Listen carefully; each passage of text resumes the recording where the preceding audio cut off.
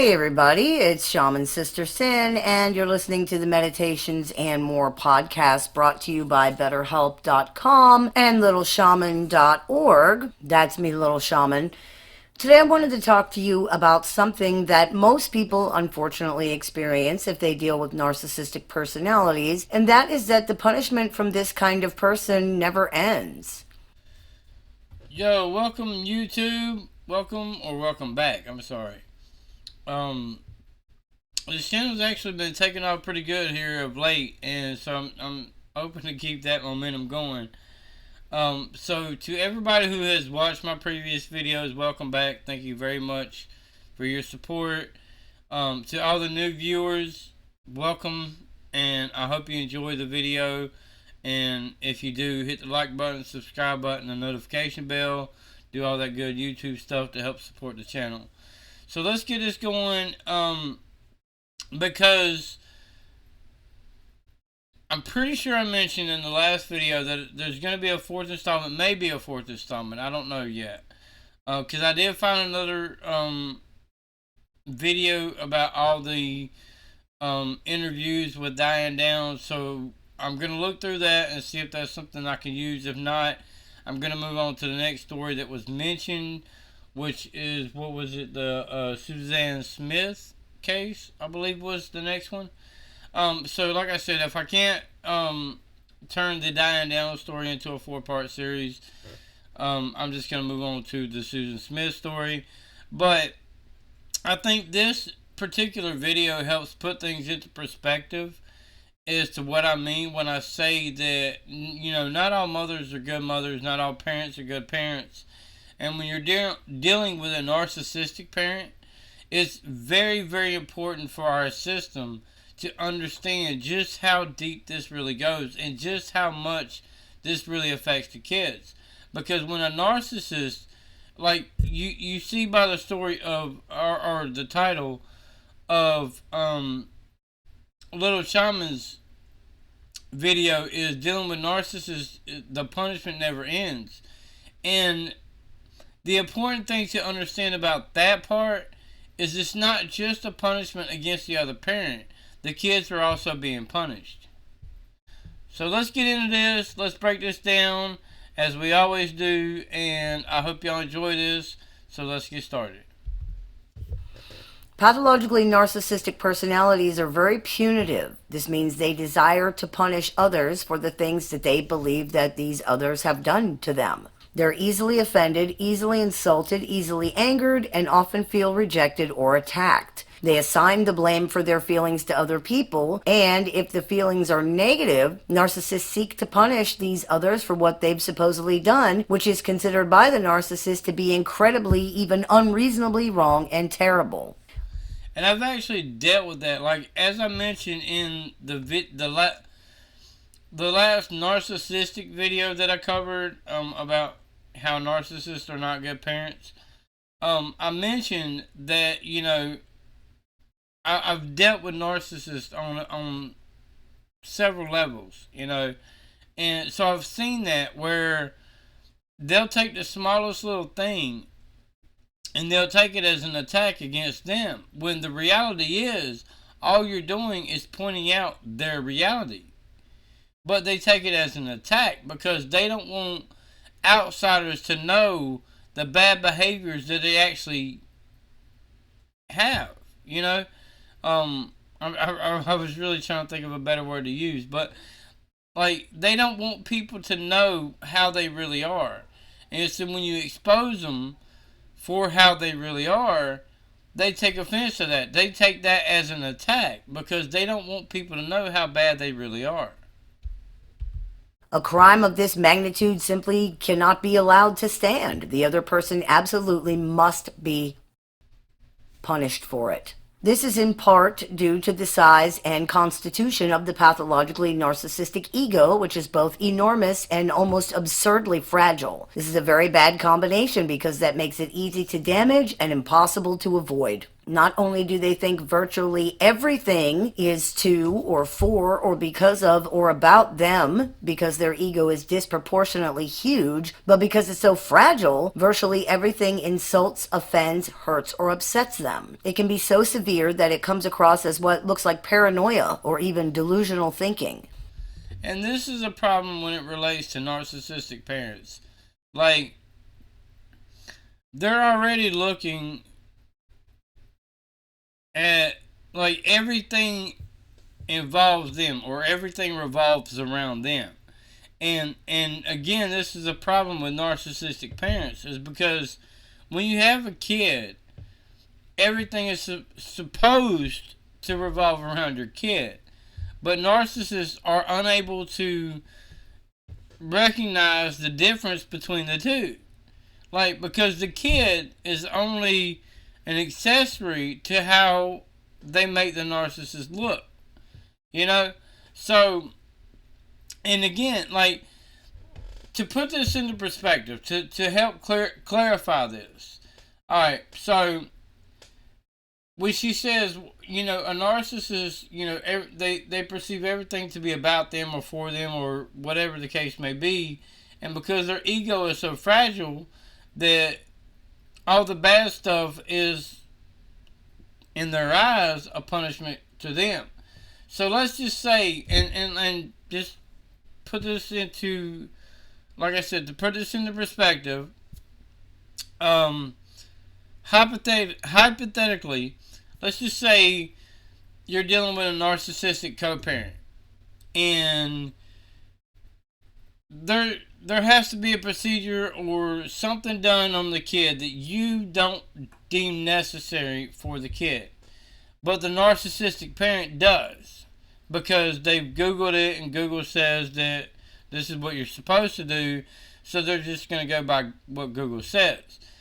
And so you tell them, well, I'm not, and when I say co-parenting, I mean this is a situation that requires the consent of both parents. Alright, so again, let's lay this out there. There's a procedure that needs to be done on the kid that the narcissistic parent deems necessary because they Googled it, and the rational parent seems or deems is unnecessary because they don't see any benefit in the kid, or they don't see how it would benefit the kid. So they tell the narcissistic parent, well, I'm not going to approve to this, I'm not going to consent to this, this can't be done. Well, the narcissist is going to take it as an attack on them. They're going to take it as if your decision is to punish them for whatever reason they come up with. When in reality, you're literally just thinking about what's best for your kid. But this is the way narcissists think, is every decision you make in their eyes is to punish them. And that's the only way they know how to look at it. They don't know how to look at it in any other way. And that's the best example I can give.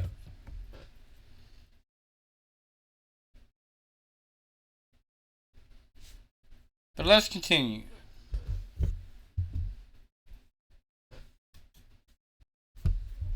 This is a nightmare to try to navigate, and it's made even worse by the fact that because this type of personality is so self-focused and so egocentric, they generally cannot see any other interpretation of the facts, even when proof is right in front of them. It simply does not compute that they're not the reason for or the center of the situation or the event. And why would it compute? After all, they're the center of everything. If anyone claims otherwise, they're often accused of lying or being manipulative. You see what I mean?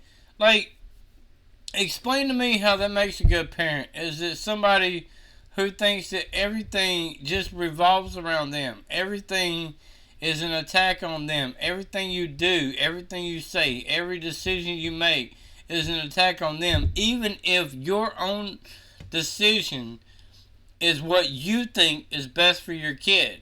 But the narcissist is not going to see it that way. The narcissist is going to see it as an attack against them. They're going to see it as controlling, as manipulative, and whatever the case may be, because they just they just cannot accept not having control. And that's really what it comes down to, is they need to be in control. And as we get into this video, that's going to become more clear, because it's going to come up later in this video. But that's what narcissists do, is they need control. They need to feel like they're in control. And that's why they punish people, is because they see that as a sense of power and control.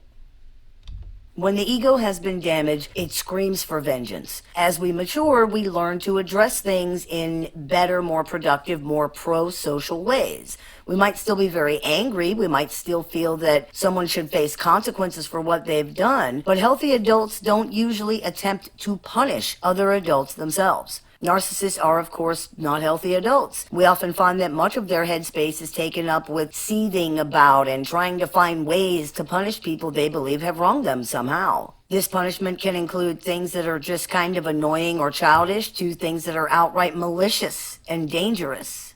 Not only do most people mature into dealing with things in a better way, most people have a balanced idea of which consequences would fit a situation. For narcissists, this ability can be pretty affected. These are people who might believe it's perfectly fine to burn down somebody's house over a bad review at work, or to kill somebody for giving them a dirty look. They might not all... I mean, you see what I mean? And the difference between the way narcissists think and the way most rational people think is like, they don't see any problem burning down your house because they got a bad review at work. They don't see any problem with doing physical damage over something you said. And it's actually going to come up later in this video, and she makes a very good point. One of the best analogies I've seen is where she'll say, well, I can't say it's not an analogy, but the best explanation that I've heard was when she said that they have a very limited ability to control their behavior, but a unlimited ability to justify their behavior. That in itself is a problem when you have no limit to what you might do to somebody as a form of punishment, and then turn around and have unlimited justification as to why you did what you did. And this is the way narcissists are, is they're able to play the victim very, very well. And so, just to give you a broad example, or a clear example, they could kill you. Point blank and simple. They can kill you and then justify why they did it, because you're dead. And I've noticed this. There was a show I watched a long time ago. It's called Snapped, and it's about how women just snap, and that's what they do. And after they kill their lover or their husband or their boyfriend or whatever he was to them, they always came at it. When it got to the court system, they always like, oh, well, he was abusive in one form or fashion, like verbally, physically, emotionally, one form or another, they were abusive. And so that became their defense. And then it was always determined that that was a false defense, because everybody that knew that person that was killed knew that that man never did any of that to them. But this is the way narcissists are, is there's no limit to what they would do as far as punishment, and there's no limit to how far they will go to justify their actions.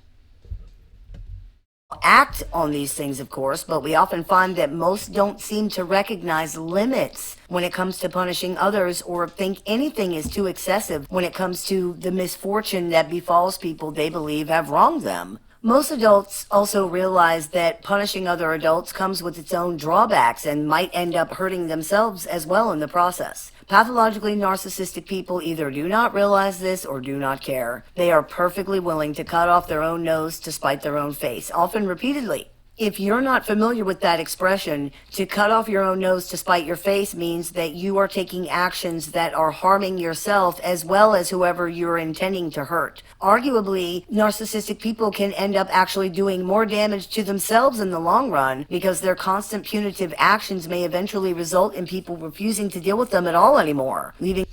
And that is a statement I actually agree with very much. And um, because like if you go back and if you play that back or whatever, um, but you don't have to, because the underlying factor is that basically what she was explaining was that most of the time the narcissists are so entrapped in getting punishment or revenge against the person that they feel did them wrong that there's no extent to how far they will go to get that punishment. And in the end, most of the time, it ends up hurting themselves more. Like stalkers who slash ex-lovers' tires or beats up their car or something like that. Like their mind is they want revenge, but by the time they do what they do, they're not capable of understanding that they actually did themselves more harm than good because now you're the one facing charges.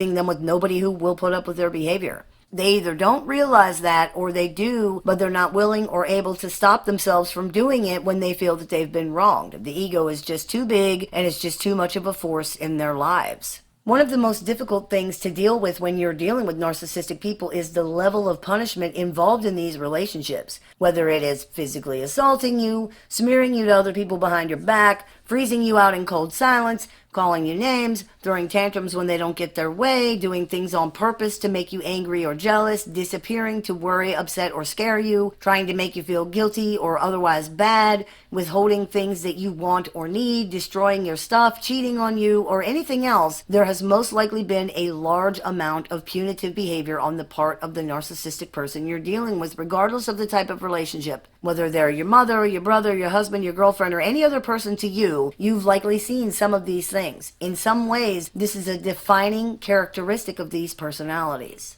The drive to punish appears to be multifaceted in narcissists. One we have already discussed, which is the involvement of the ego. This is sometimes known as a narcissistic injury, and it's the basis of most of the rage you see in these personalities, even when you can't figure out what the injury is or how they got it. The ego of narcissists is extremely fragile, which means it is essentially perpetually injured. Even things as small as saying hello in what they perceive to be a quote wrong tone of voice offends and hurts and insults and injures these personalities on a level that non-narcissistic people probably cannot even begin to understand. It sounds absurd, and it is absurd if we're being totally honest, but if you think about your interactions with this person through this lens, you will probably see that, absurd or not, it is the truth. They are constantly scanning situations for things that are intended to upset, hurt, insult, or offend them, and of course, they find these things because when you think the only person anyone is ever talking or thinking about is you, then everything they say and do is about you somehow. This is sometimes how narcissists end up telling on themselves as well, because they take an innocuous or unrelated comment to be about something that they're hiding or refusing to admit, and they inadvertently reveal that through their anger or by trying to defend themselves. This happens because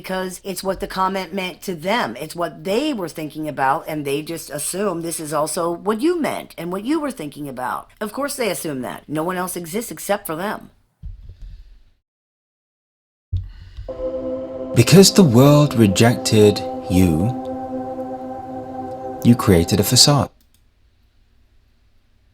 But I mean, do you not see where that's the problem? Like, everything you say, everything you do just revolves around them. And it's all meant to harm them. You know what I mean? Like, they literally, as she clearly stated, no one else matters, no one else exists but them. And this is a problem when it comes to narcissistic parents, is because if that's the way you view the world, that no one else exists but you. Mind you, you've got numerous kids. That's a problem. Because those kids are not built or designed to fill your needs. And yet, narcissists believe that that's exactly what they're designed to do. And that is the problem. And that's why, and it bothers me that the legal, and this is why I have a big problem with our legal system, is it bothers me that they're not able to recognize this stuff. And the reason it bothers me is because they don't know about this stuff. They assume I don't know about this stuff. And it's not my fault that you're not this educated. Like, yeah, you might have took the bar exam, okay? You might have worked your way up to a lawyer. You might have worked your way up to a judge. But that doesn't mean that I don't know things that you don't know. And apparently, based on my own situation, I can clearly tell the people involved didn't know anything about narcissists. Even though I was well aware of it. And I'm well aware of what they do, how they act, how they operate, their mentality, and the things that they're capable of doing. Like, I'm well aware of this. But I don't have to have a PhD. I don't have to take a bar exam. I don't have to be a lawyer, a judge, or a CPS worker to understand this. But because I understand it better than they do, they acted like I wasn't in the position to say anything about it. Because I'm not, according to them, I'm not up to their level of quote unquote expertise. And again, it's not my fault they don't know anything about narcissism. That's not my fault. I didn't have anything to do with that. That's their fault. That they're not better educated. But I was put in the position to where I was ridiculed because I called this shit out. And they was like, oh, you can't say that. And I'm trying to tell them, just because you don't understand the situation doesn't mean I don't understand the situation. Just because you don't know what I'm talking about doesn't mean I don't know what I'm talking about. And this is why I say our justice system needs to be better educated. And this is why I also have such a big problem with our justice system. Is because I've always believed that if you told the truth, if you were honest, if you were upfront with all the correct information, with all the proof that you needed, that the justice system would work out in your favor. But no, that's not the case. This is the way the justice system works. Alright? What they do is they take two lawyers, and whichever one can paint the better picture, that's the one that wins. So basically, the judge is criticizing the paintings, because that's all they're doing is they're painting a picture.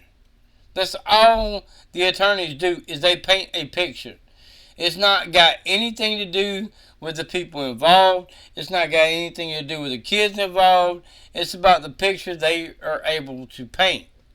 And whichever attorney is able to paint the better picture, that's the one who wins.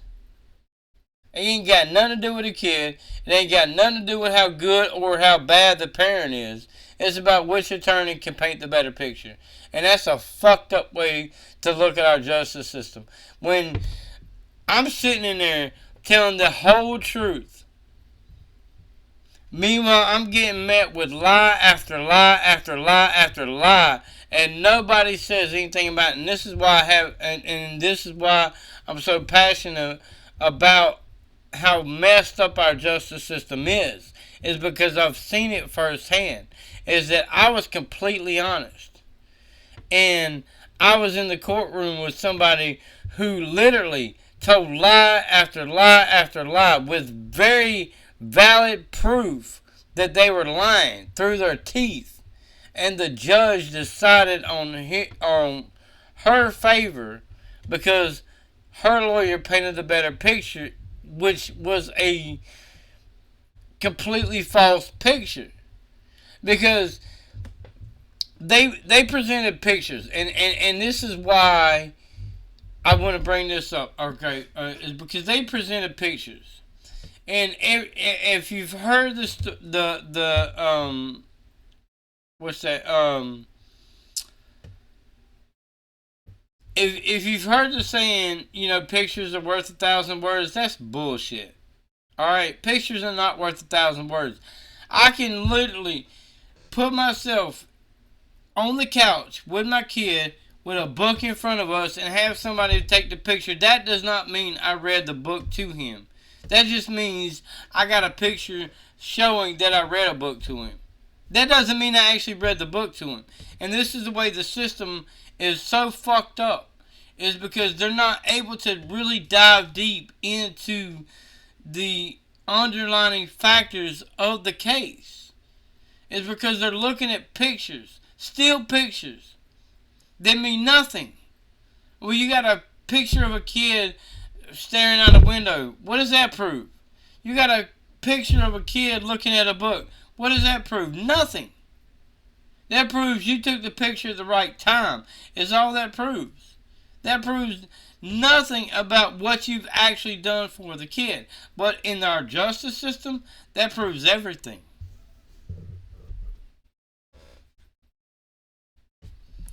I'm sorry, I really did not mean to go on another rant there, but as I explained in the other video, this is why I'm so passionate about this, is because I've been through the system, I know how it works, I know how it operates, and the way they operate is bullshit. And I'm not even going to try to sugarcoat my language right now, because I am so sick and tired of dealing with this that it's not even funny. Alright? Because I am sick and tired of our legal system trying to act like I don't know what I'm talking about just because I know more than they know. And that's really what it comes down to, is, and that's the way I see it anyway, is they're mad because I know more about this situation than they do. But they want to act like they know more about what's best for my son than I do. Even though we're the ones that are caught up in this situation. You see how that's messed up? You see why I have a problem with that? You don't even know what narcissist is. And you're going to sit there and tell me what is best for my kid? Get the fuck out of here. You ain't got no right to tell me what is best for my kid. You ain't got no room to tell me what is best for my kid if you don't know the dangers that a narcissist presents to a kid. You ain't got no right to tell me nothing.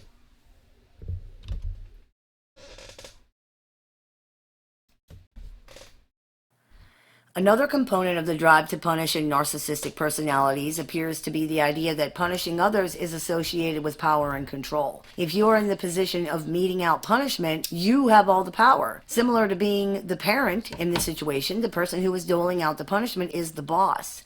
They have all the power and control in the situation. This is adjacent to the idea that if you're the punisher, you're righteous and, best of all, justified. You're not bad, the other person's bad. You're not wrong, the other person's wrong. You have done nothing to deserve punishment, the other person deserves the punishment. These concepts are all very, very important to the narcissistic personality structure. And that's actually a very key point when it comes to dealing with or co-parenting with a narcissist, is because they're all about dishing out punishment. And in doing so, they feel like they're the one that's in the right. Well, they're not wrong, you are. They're not deserving of punishment, you are. And this is how most people who deal with narcissistic co-parents, this is what they deal with, is you're the one that's constantly being punished because you're not following along with what they think you should follow along with. And it doesn't have anything to do with the kid. It's about them being in control of the situation. And that's really what it all comes down to. It's not even about what's best for the kid. It's about the narcissist being in control. And when you take that control away from them, they're going to have a problem with you. And they're going to look at you like you're the problem. You're the one that deserves the punishment. You're the one that's in the wrong. And this is basically, in a nutshell, what she's saying. They must be powerful. They must be in control. They must be righteous and justified. Above all, they must not be bad, not be wrong, and not be the villain in any situation. Being in the position, the righteous position, to punish others meets every single one of these criteria. And the reality is, many of them enjoy causing pain to other people. It makes them feel powerful, something they don't feel in general and which they desire very much, but often lack the fortitude or ability to demonstrate, to capture. Does that, just based on what that one very key part that she said, is they enjoy dishing out punishment to other people as a way to make them feel in control. Does that sound like somebody that's going to be a good parent? They enjoy dishing out punishment because, and punishment is dished out based on how you make the narcissist look. So, with that being said, you tell me that that's not a problem. That a narcissist enjoys dishing out punishment to people that they deem worthy of the punishment. And that could be anybody from their baby daddy to their kids. Even their kids are subject to the punishment that the narcissist feels deemed necessary. Is that not a problem? And why is it that our justice system is so naive and so, I don't even know the other word to describe it, but they're so naive to believe that this doesn't happen, that this doesn't exist. When it's laid out there in clear form, this is what they do. And when they're faced with it, they still can't recognize it. And that's the problem with our system, is even when they're faced with narcissistic parents, they're still not able to identify that that's a narcissistic parent. And by not being able to identify it means you don't understand the dangers that that can result to. And by not understanding the dangers that that could result to, again, as I said in another video, means you ain't got no right to tell me what is best for my kid when you can't point out the dangers that he's dealing with. Narcissists are very much like children in this way. They feel powerless and unable to affect change in any real way on any real thing. So they play their little punishment power games and feel like they might actually be somebody for a while. Another, perhaps sadder, component of the drive to punish others is the reality that narcissistic personalities are unhappy, miserable, raging, infantile people who can do nothing with all of that misery and rage except dump it out onto others. They cannot hold it or process it or do anything with it at all except dump it. And it isn't enough just to release it. Somebody has to receive it. Somebody has to take it. Somebody has to be to blame for it. Somebody has to answer for it, or it can't be dumped. Again, if you are in the legal system and you cannot see the problem with that, you're in the wrong field. Because she just literally laid it out there that whatever the narcissist is feeling, whatever anger or resentment or the shame or whatever that they're feeling, it has to be projected onto somebody else. It has to be. Because a narcissist cannot hold that in. And she's going to give a very good analogy here in just a second. One of the best analogies I've ever heard when it comes to, like, literally pointing, like, connecting the two dots is, but if a narcissist feels the need to project their insecurities or how they perceive things and how they feel, if they feel the need to project that onto somebody else, that means there's going to be a lot of other people that are going to suffer as a result of their feelings that they cannot cope with. And again, in a second, you're going to see what I mean when I say that.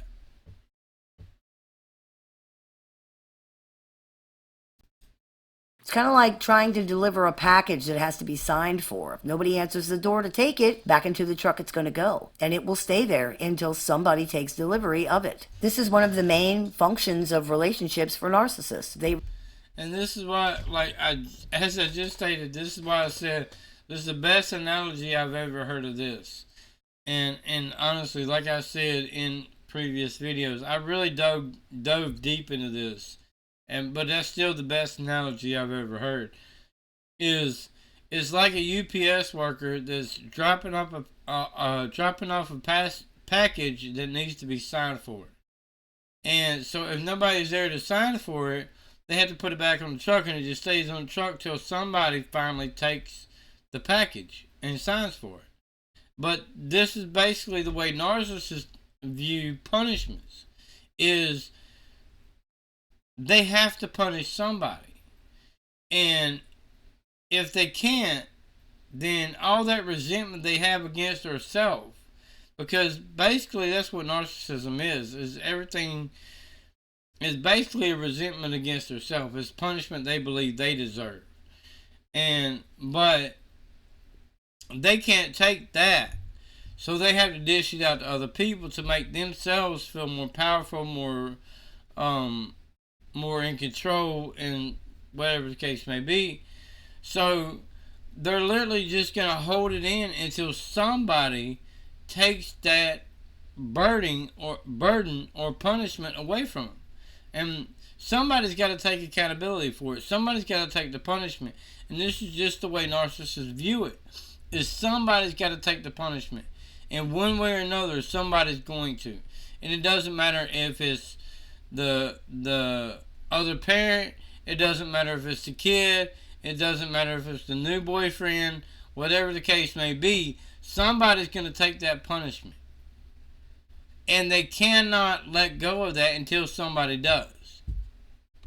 They require others to take delivery of their packages, their pain, their anger, their shame, their frustration, their failure, their inability. Someone has to answer for all these things, and it can't be the narcissists themselves. They cannot tolerate that. It is possible that many are not even capable of it by now. You see what I mean? Somebody's got to take the blame for all their pain, their lack of accomplishments, and whatever the case may be. Like, however they feel about themselves, somebody else has got to take the punishment for it. Because in a narcissist's mind, somebody else is the reason for those feelings. And which is very rarely the case. The truth is that they just know how they are, and they don't want to take accountability for how they are. So they have to portray all their bad actions, everything bad that's related to a narcissist. They've got to push it onto somebody else. So they've got to punish somebody else for how they feel. If they feel bad, if they feel ashamed, if they feel rejected, or whatever the case may be, they've got to make somebody else punish for it. And that's just the way they are. And again, if you as a legal system cannot understand why this is a problem for kids, you're in the wrong field. Because this is a very, very, very big problem when it comes down to kids. Because oftentimes it's the kids who are the ones who are taking on the punishment. They must simply offload these things onto other people. And the things must be received or they can't be gone. That's where you come in. You are the person who's required to take all of these things. If you don't, you are considered to be a bad person who doesn't care, or whatever else will make you feel bad enough to take it. There's also the reality that part of the reason narcissists punish others is because they believe others are punishing them. This is a very common theme with pathologically narcissistic personalities, that they're being excessively punished, persecuted, or otherwise unfairly treated. It's likely that in many situations they really believe that. Realistically, they seem to have no real belief that they've ever done anything wrong. And even if they will agree that they have, any level of consequence is deemed unfairly punitive and even persecutory. This seems to happen in part because they themselves are so punitive, and in part because they have so much self-loathing and shame, they assume punishment is not only warranted, but inevitable. I'm about to cash this check for $50,000 for an accident I was involved in over 5. Bad people deserve punishment.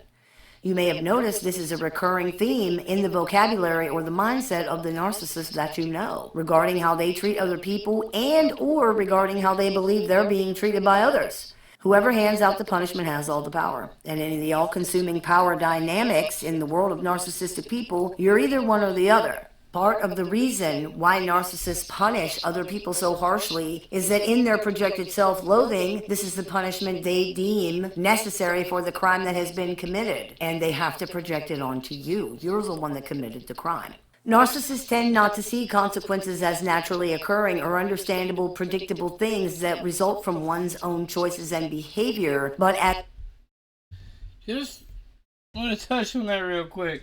Like, you notice what she said is like, narcissists believe that the punishments are deemed fit, but the reality is the punishments are deemed fit for themselves because they know themselves that they're bad people, and the punishments that they are trying to portray onto others is punishments that they feel is deemed necessary for their own actions. But again, this is what narcissists do, is they project their bad actions or their bad behavior onto other people to make them carry the burden for the narcissist's bad behavior. That's just what they do. As things that are being done to them by somebody else, as punishments, in other words. And they resent that very much. So they punish you back, essentially, and the relationship becomes one long power struggle where the narcissist becomes more and more resentful, more and more angry, more and more offended, and feels more and more controlled, oppressed, or smothered and encroached upon by the other person. If you're dealing with a toxic narcissistic personality, the reality is that the punishment from these people never ends. They never forget anything that they believe you've done to them, and they will never let you live it down. There's no forgiveness, no good faith, no benefit of the doubt. Just endless punishment for the failure to match up to the perfect image they erroneously created of you in the beginning. As we discussed in a previous episode of the show called The Loss is Permanent, in normal relationships between people, there is a period of idealization. It's usually not as intense or as unrealistic as the idealization in a relationship with a narcissist, but it does still happen. People end up seeing each other more realistically, and then they adjust to the realistic idea of the other person. With narcissists, this does not happen. There is no way to come back from this original loss of esteem in the narcissist's eyes.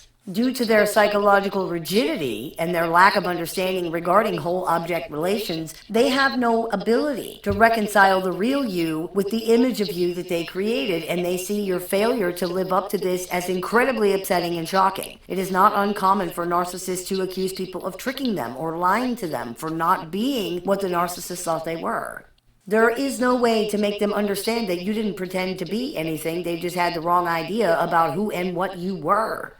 Their assumptions are seen as knowledge, and a contradiction to these assumptions is viewed as lying or manipulation on anybody else's part. You pretended to be caring and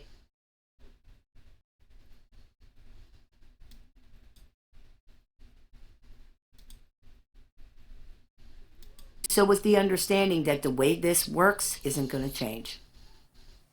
I hope that clears a few things up for you.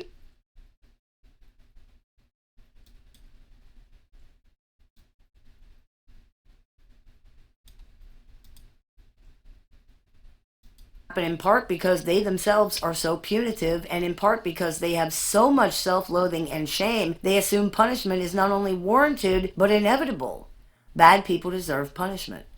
You may have noticed this is a recurring theme in the vocabulary or the mindset of the narcissist that you know, regarding how they treat other people and or regarding how they believe they're being treated by others. Whoever hands out the punishment has all the power. And in the all-consuming power dynamics in the world of narcissistic people, you're either one or the other. Part of the reason why narcissists punish other people so harshly is that in their projected self-loathing, this is the punishment they deem necessary for the crime that has been committed, and they have to project it onto you. You're the one that committed the crime. Narcissists tend not to see consequences as naturally occurring or understandable, predictable things that result from one's own choices and behavior, but as things that are being done to them by somebody else, as punishments, in other words. And they resent that very much. So they punish you back, essentially, and the relationship becomes one long power struggle where the narcissist becomes more and more resentful, more and more angry, more and more offended, and feels more and more controlled, oppressed, or smothered and encroached upon by the other person. If you're dealing with a toxic narcissistic personality, the reality is that the punishment from these people never ends. They never forget anything that they believe you've done to them, and they will never let you live it down. There's no forgiveness, no good faith, no benefit of the doubt. Just endless punishment for the failure to match up to the perfect image they erroneously created of you in the beginning. As we discussed in a previous episode of the show called The Loss is Permanent, in normal relationships between people, there is a period of idealization. It's usually not as intense or as unrealistic as the idealization in a relationship with a narcissist, but it does still happen. People end up seeing each other more realistically, and then they adjust to the realistic idea of the other person. With narcissists, this does not happen. There is no way to come back from this original loss of esteem in the narcissist's eyes. Due to their psychological rigidity and their lack of understanding regarding whole object relations, they have no ability to reconcile the real you with the image of you that they created, and they see your failure to live up to this as incredibly upsetting and shocking. It is not uncommon for narcissists to accuse people of tricking them or lying to them for not being what the narcissist thought they were. Alright, so to put that into perspective, basically what this is saying is the narcissist viewed you as a bad person. And you're not living up to that expectation. You're a good person, you work really hard, you do everything you can to take care of your family and whatever the case may be. But because you're not able, the narcissist, the way they view you is, in their mind, is a fact. So if they view you as a bad person, and you're coming off as a good person, that's going to upset them. That's going to trigger them. That's going to make them lash out at you because they feel like you're manipulating them. Because they created this whole misconception about who you really are. And because you're not living up to their own misconception, now you're the problem. Now you're the one that's manipulating them. You're the one that's tricking them. You're the one that lied to them. Even though you've been the same you the whole time. You've been the same person the whole time. But you haven't been the person the narcissist viewed you as. And that's where this kind of contradicts itself. Is because you were a good person. You did everything you needed to do as a man and taking care of everything that you had to take care of. But the narcissist viewed you as a bad guy. They viewed you as abusive, whether it was physically, emotionally, or verbally. They're still going to view you that way because they have to play the victim. And when you don't live up to that, now you're the problem. Now they're going to come at you harder because you proved they were lying. You proved you were not the way that they were portraying you. And so this is what they do, is they have to prove that they were the ones who were right. And the only way they could do that is by smearing your name. And that's what, basically, in a nutshell, that's what it comes down to. Is the narcissist viewed you as a bad person. And because you turned out to be a great person that didn't fit their narrative at all, now they're going to try to make you out to be worse of a person than what they tried to make you out to be to begin with. Because now they're going to tack it on. Now they're going to be like, okay, I said this person was this way. I said this person was that way. I said this person was that way. And they turned out to be a good person. But they've already convinced other people that you were a bad person. So now they got to dig in deeper. Now they got to push it on harder. Now they got to come in stronger. And that's what they're going to do. Is they're going to do whatever they got to do to smear your name. because they don't want to look like the one that was in the wrong. And this is really what it all comes down to, is they looked at you as the bad person, and when you're coming out as a good person, that infuriates them. That drives them insane, to the point where they're like, oh, no, I can't allow this to happen. I got to show how bad this person really is, even though you're not a bad person. But this is what they would do, is when they try to portray you as a bad person, and you prove you're not, they're going to come on stronger, they're going to come on harder, they're going to come on faster, and they're just really going to they're literally going to just run your name through the mud in whatever the way they seem fit, that's going to help make you believe their narrative. And that's what it all comes down to, is getting you to believe their narrative.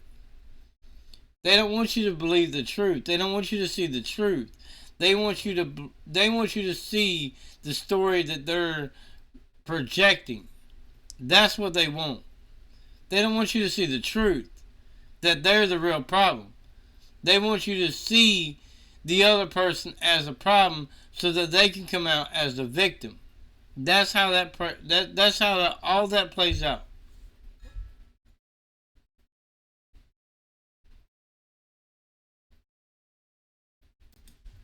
There is no way to make them understand that you didn't pretend to be anything. They just had the wrong idea about who and what you were.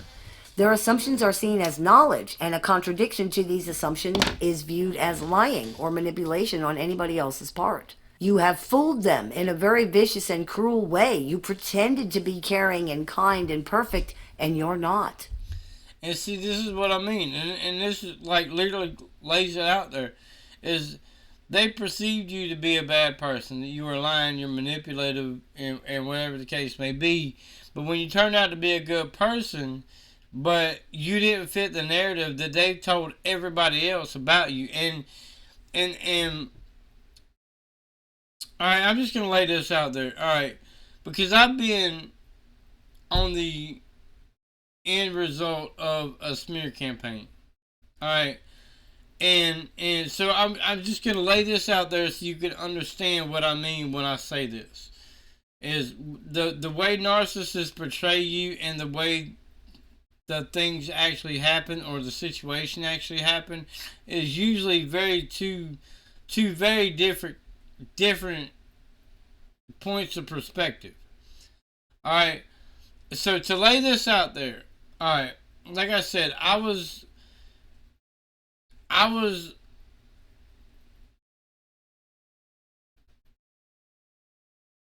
the result of a smear campaign. And what I mean is, I was not allowed to be a part of anything related to my kid. I wasn't allowed to be a part of any of the sonograms. I wasn't allowed to be a part of any of the OBGYN appointments. I wasn't allowed to be a part of any of that. Alright? But the narcissist in our life tries to switch it around and say, well, you didn't want anything to do with your kid because you wasn't a part of none of the appointments. And this is the way narcissists would do. And this is actually why I wanted to cover this video, is because I wanted to lay this part out there to make a clear understanding on how narcissists really react, or how they do things, or how they operate.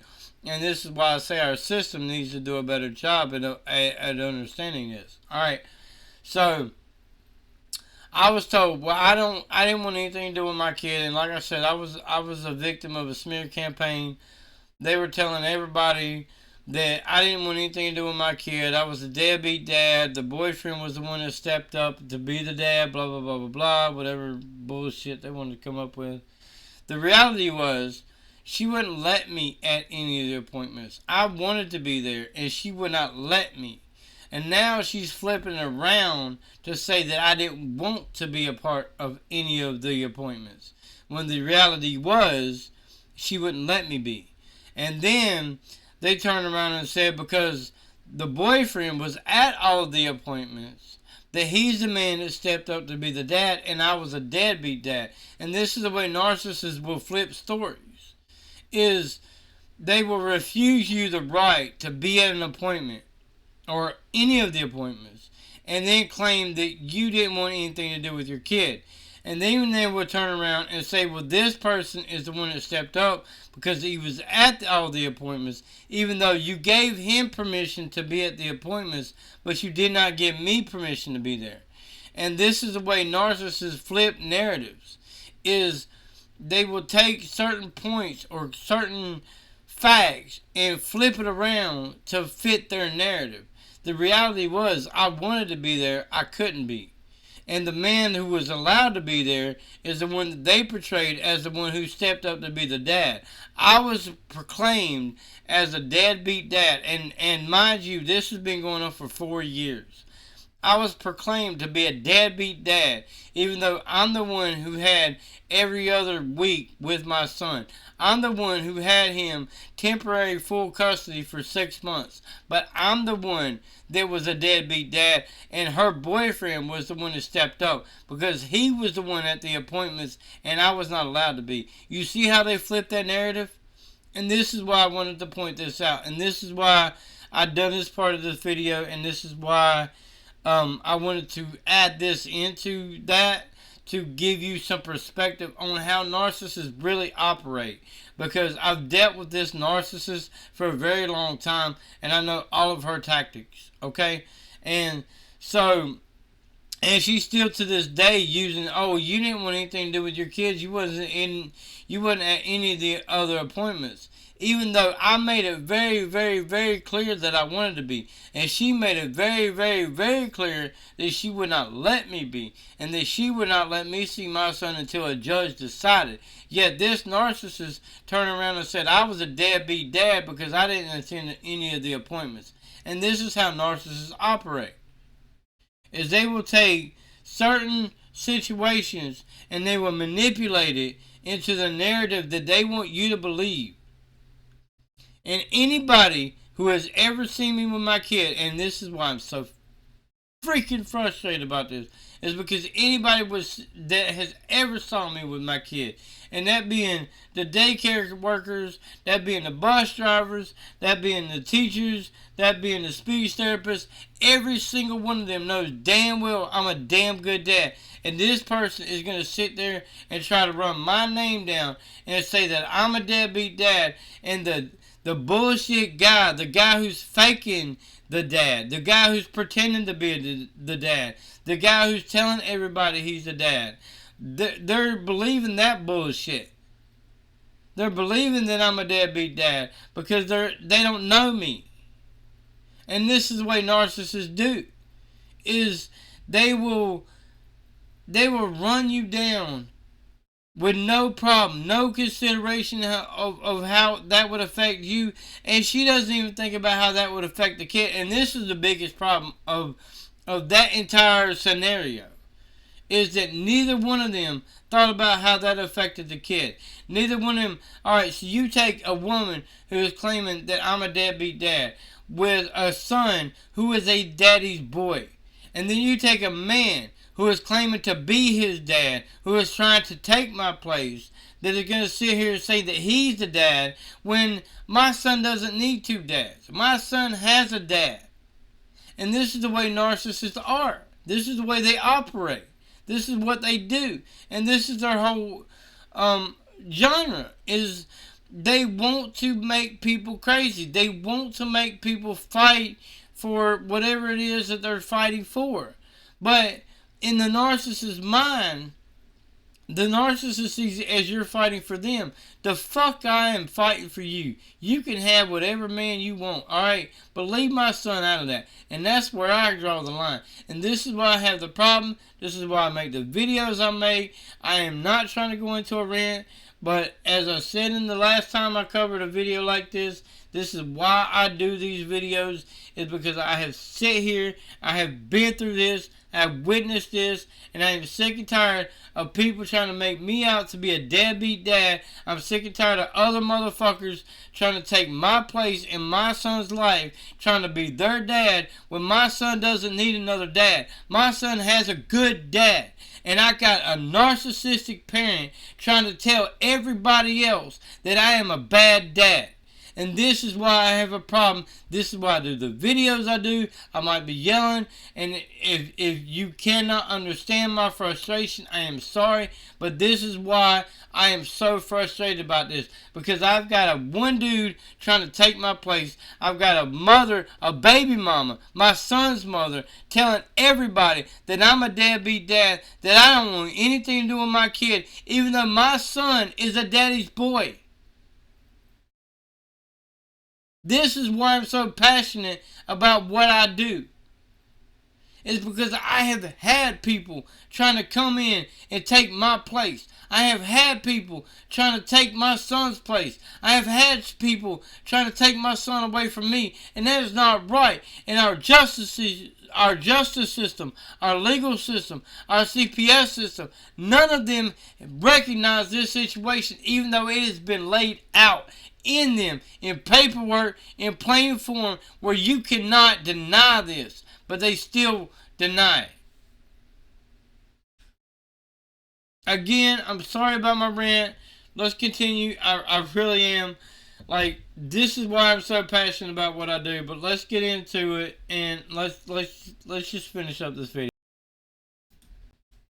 You lied to them. You made them look stupid. You tricked them. You embarrassed them. That needs to be answered for. Somebody is going to have to pay for that, and it isn't going to be them. Some narcissists leave or cut off relationships when this happens, but many others do not. Indeed, they will resist ending the relationship very strenuously and pursue reattachment continuously, while at the same time punishing and attacking the other person relentlessly, talking about how horrible both the relationship and the other person are. People often become totally frustrated and end up asking, if I'm so terrible, if it's all so bad, then why don't we just end the relationship? Why are you still here? Why do you insist on staying together? The narcissist often responds to this with even more abuse and or begins accusing the other person of trying to abandon or discard them instead of answering what is actually a very valid and reasonable question. The answer appears to be that narcissists literally need other people for survival. As we discussed earlier, they need other people to take delivery of their nasty little packages.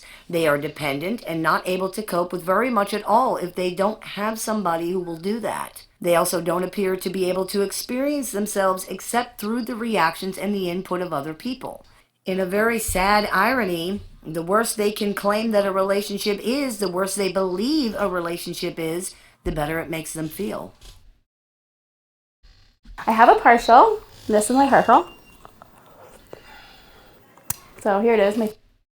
Many of them are trying to recreate some old power dynamic that they can now achieve the upper hand in, thereby finally, quote, winning over a caregiver or some other perceived enemy from their past. Other people are dragged into this conflict unwillingly and installed into roles that they did not agree to or even know about, unwittingly playing out parts that were created way before they ever came along and receiving punishment that really belongs to somebody else.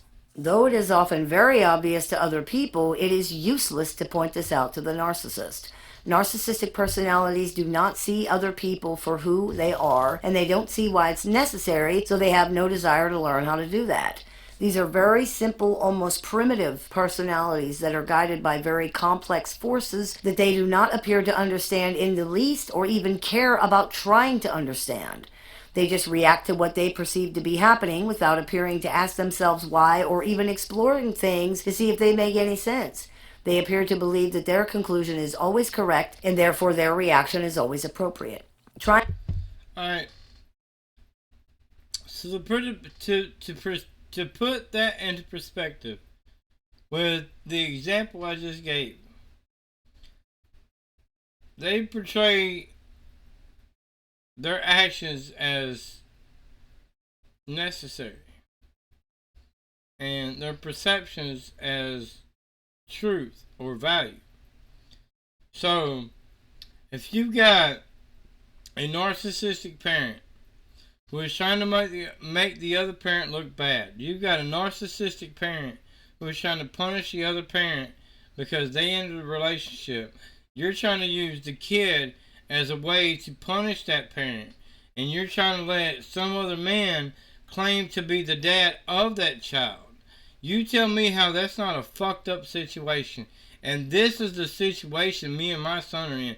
Because I'm going to lay this out plain and simple. And I don't give a fuck who hears this. Alright? My baby mama said that I was a deadbeat dad. Even though I'm a damn good dad. And everybody that's ever seen me around my kid knows I'm a good dad. She let her boyfriend be a part of all of the appointments. Would not allow me to be a part of none of them. And yet, that's her claim to me being a deadbeat dad, is because I didn't attend any of the appointments that she refused to let me be a part of.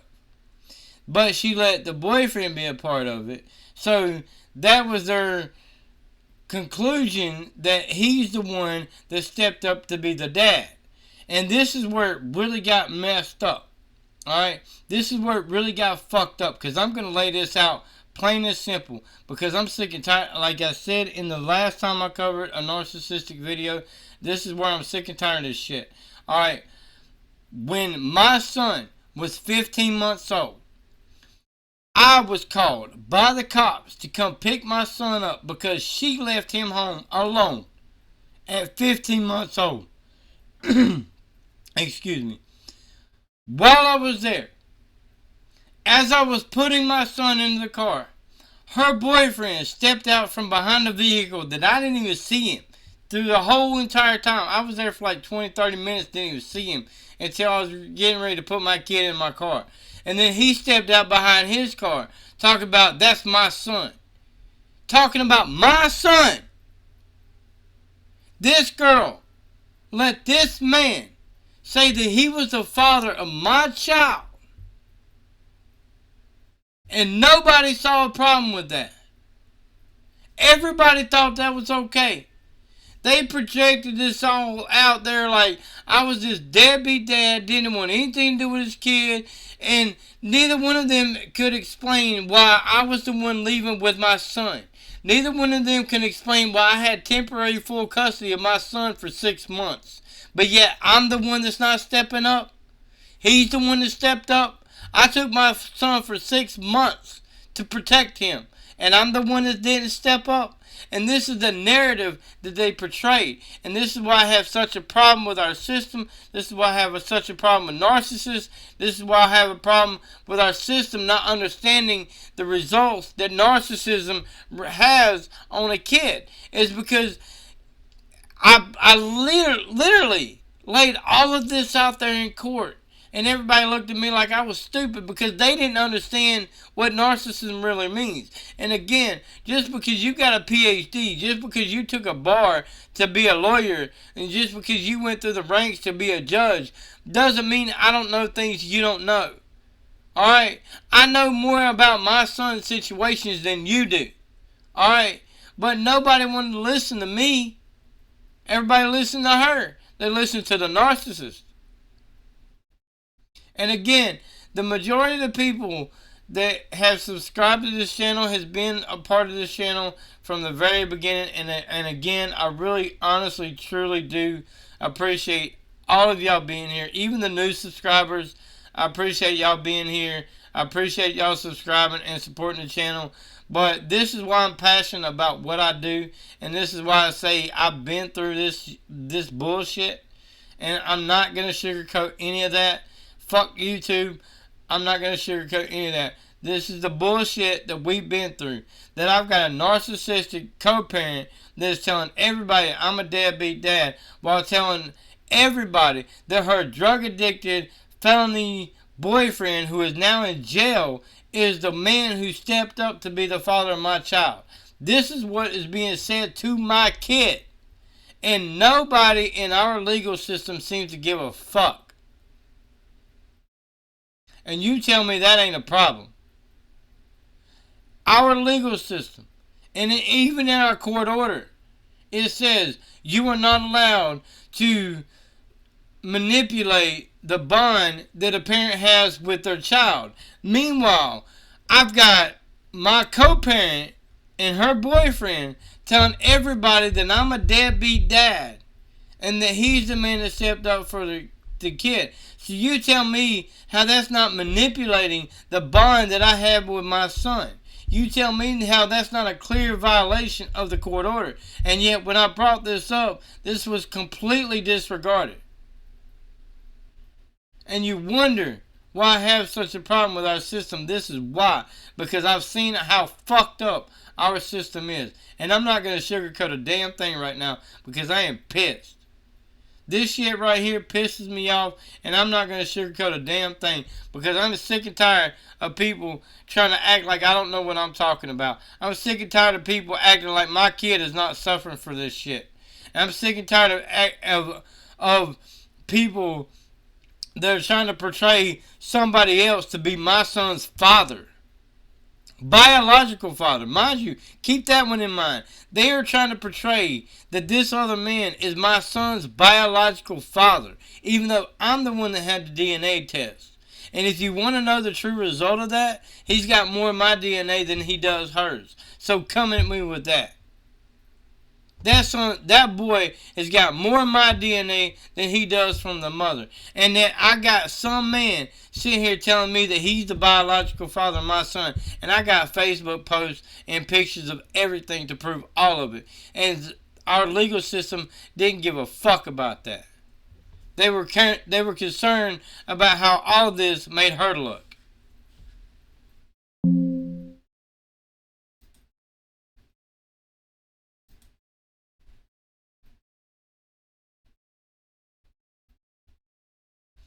But I'm sorry, like I said, like, I really didn't mean to get into another rant. Like, y'all got to understand the situation I'm dealing with, because I'm dealing with it, like I said in other videos, I'm dealing with this on a very, very, very personal level, and I don't mean to get into a rant, but sometimes I just can't help myself because this stuff pisses me off. It's because I cannot stand by, as I said, I cannot stand by and let our legal system just excuse all this bad behavior. I just can't do it. And this is why I say I'm going to keep doing this stuff until our legal system understands how fucked up this situation is. Trying to tell them that there are some things that are never appropriate, no matter what you believe the other person has done, is useless as well. As we discussed in the episode of the show entitled Narcissists Have No Limits, they simply do not recognize limits in any form, either for their own behavior or pertaining to other people. They are like children in this way, reacting to big feelings with no brakes or controls at all, and no understanding of why they should even have any. You hurt me, and now I will hurt you. You made me feel bad, now I will make you feel bad. And there's no understanding or even acknowledgement that their feelings are coming from inside of them. And honestly, that's my rant that I went into is really what this boils down to.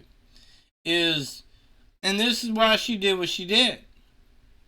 Because I upset her because I ended the relationship. Whether she's not going to admit that, I already know it. But that's what happened. I ended the relationship. I said, no, this ain't going to work. Whatever. So punishment for me was keeping my kid from me. Punishment for me was not giving my kid my last name. Punishment for me was allowing another man to claim my kid. That was punishment, and that's just the way narcissists viewed it. And this is why I say our court system is so naive and so stupid to not see this. It's because it was blatant. It was it was literally laid out there. Like, there's no way you could deny this is why this happened. But they said, oh no, we can't say that. And again, the fuck I can't. Because I know more about it than y'all do. Clearly. I know more about it than y'all do. And this is why I say this. Because when I brought it up in the courtroom. I brought it up to all the CPS workers.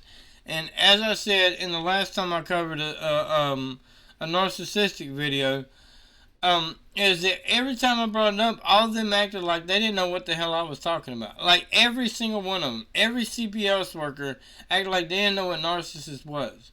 Every single lawyer, or both the lawyers I hired and the one that she hired, don't seem to know what narcissists are.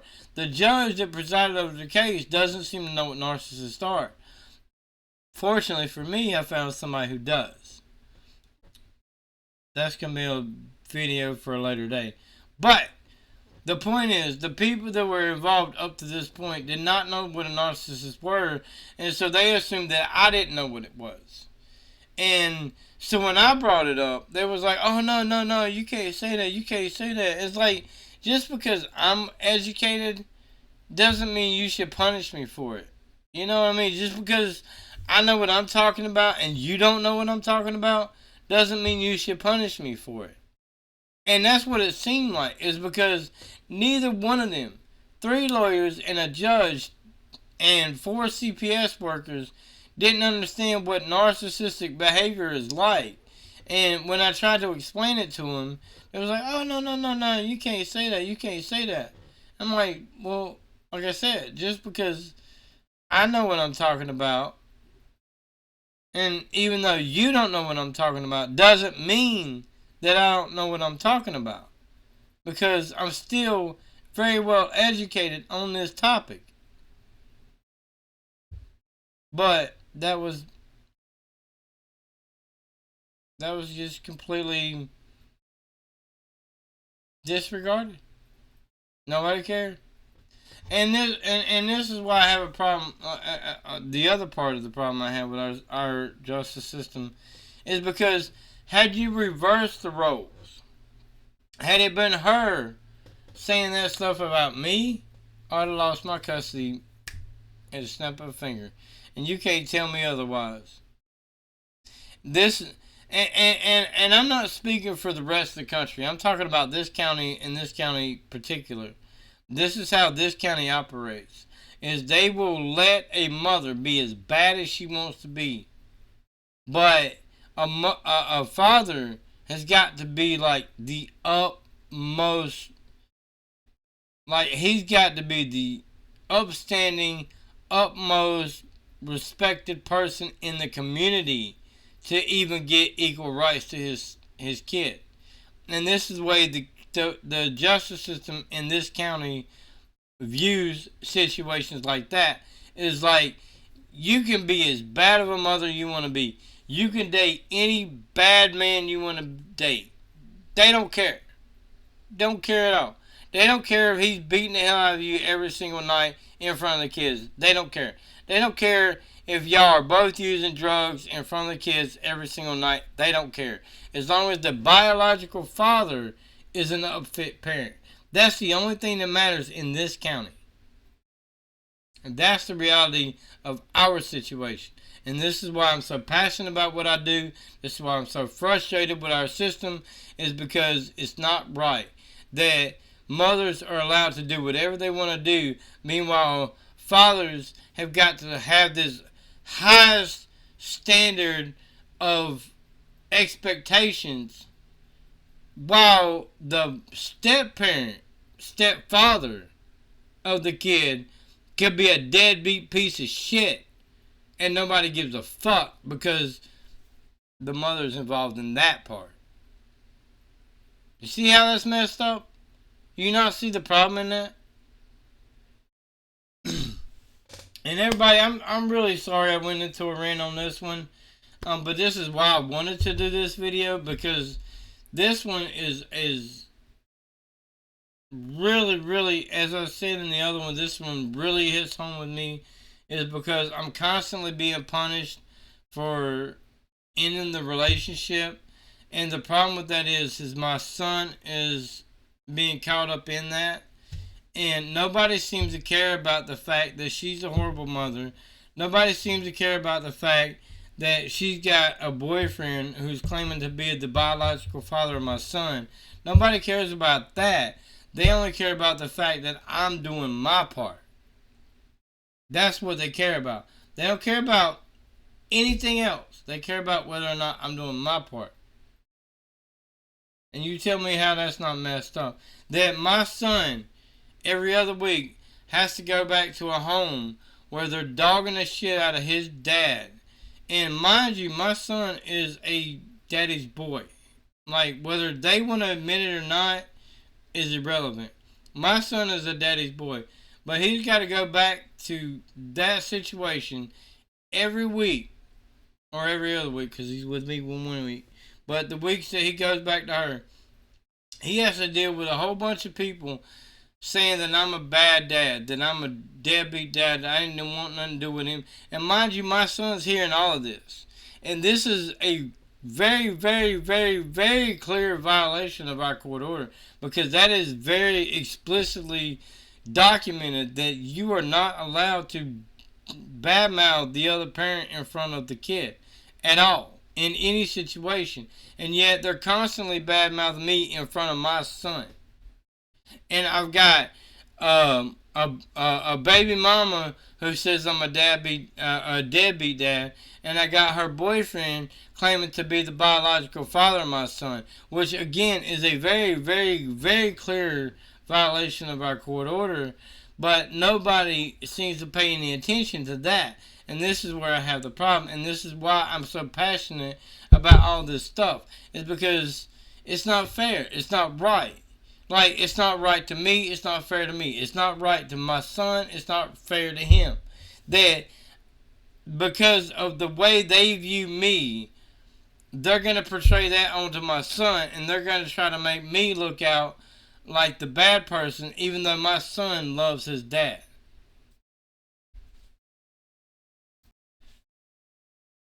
So everybody, again, I'm really sorry to go into such a rant. I really am. I hope y'all enjoyed this video.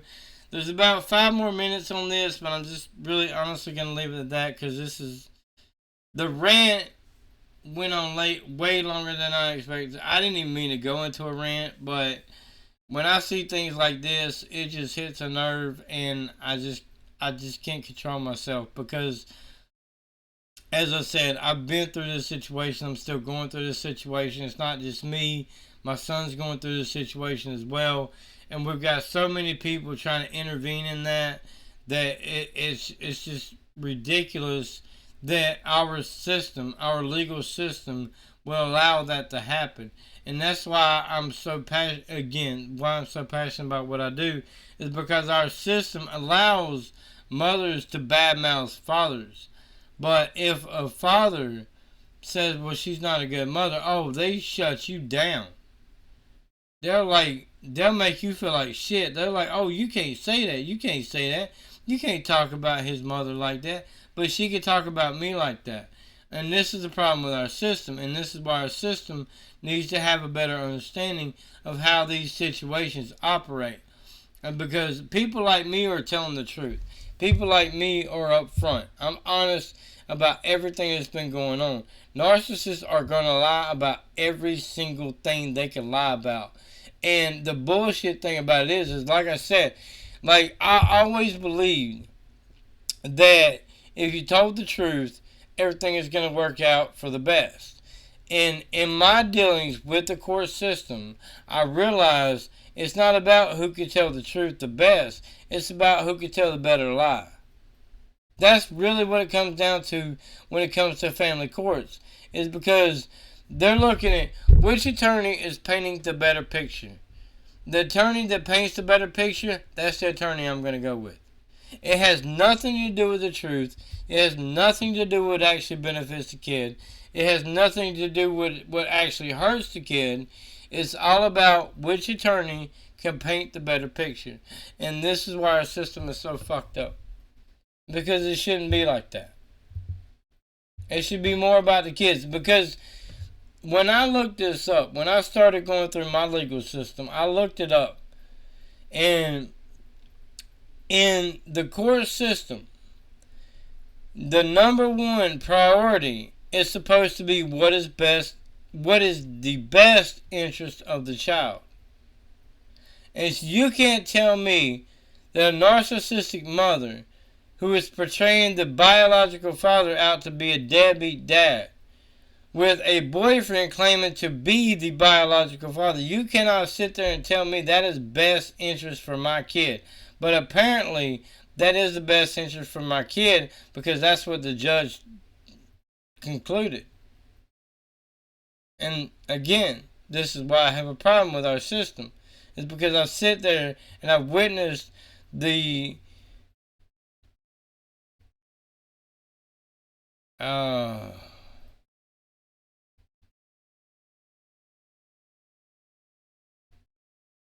I've witnessed the misconception that mothers are best for the kid. I've witnessed how our system just completely overlooks the dads and what they have to say in the situation. Like, because every single thing I've been saying, and this is not even just in the court, when it comes to the pediatricians, when it comes to any other medical procedures, like the